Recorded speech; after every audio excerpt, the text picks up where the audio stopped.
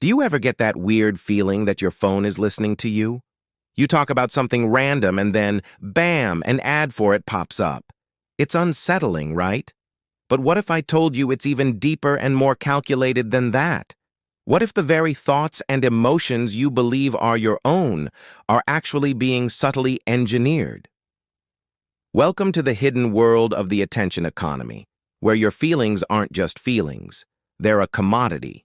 Every time you scroll, every video you like, every single post you pause on for just a second longer, it's all being tracked.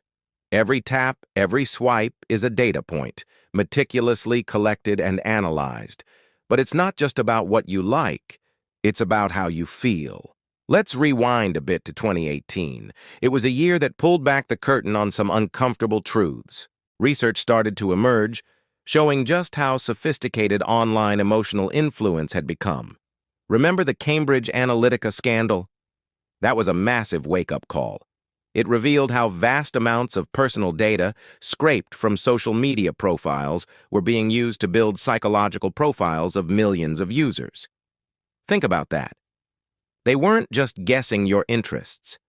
They were studying your deepest fears, your biggest insecurities, and your most powerful desires. They were mapping the human psyche on an industrial scale. This wasn't for science or self-improvement. It was to turn human behavior into a predictable, profitable asset.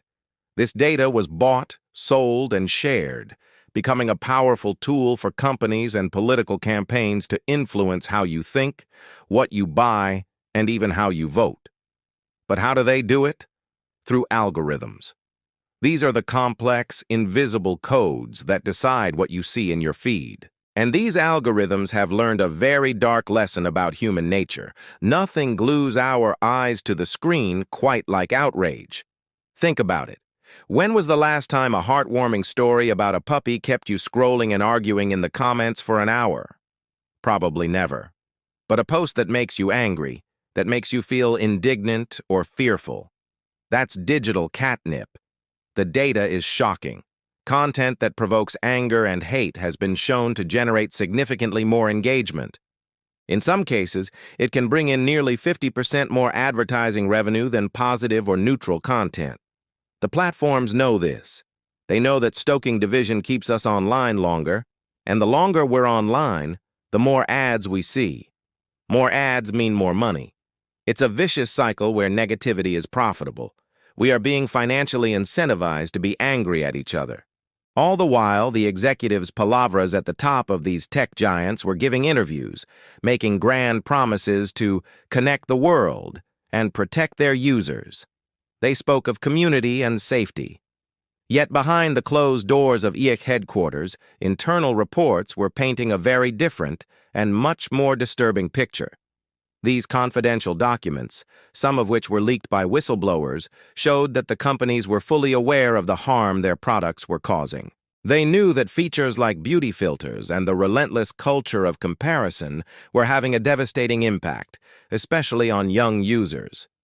These filters, Katori, literally change the shape of your face, were creating unrealistic beauty standards that are impossible to live up to.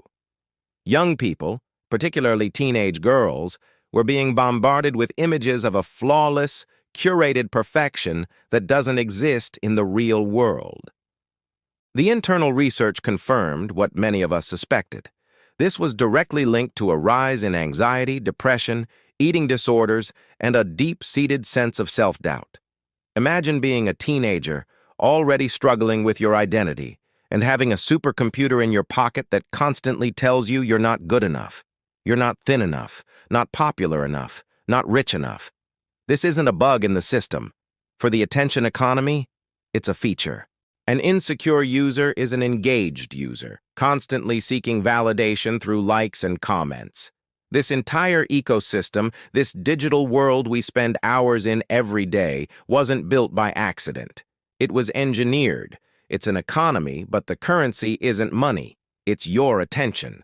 Your focus is the most valuable resource, and these companies will do whatever it takes to capture and hold it.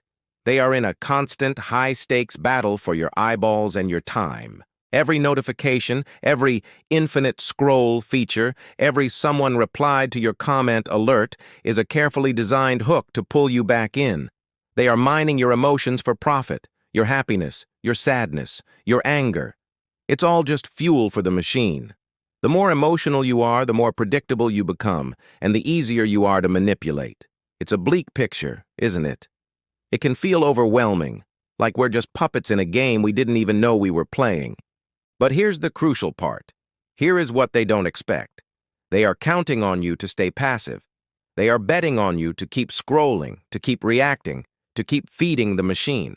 But you have the power to break the cycle. The solution is to smash your phone and go live in a cabin in the woods, though that does sound nice sometimes. The solution is to become a conscious user. It's about taking back control. So, what can you actually do? It starts with small, deliberate actions. First, and this is a big one, turn off your notifications. All of them. Or at least the non-essential ones. Don't let your phone dictate when you should pay attention to it. You decide when it's time to check in, not the other way around. This single act reclaims hours of your life and mental space. Second, curate your feed with the ruthlessness of a museum curator.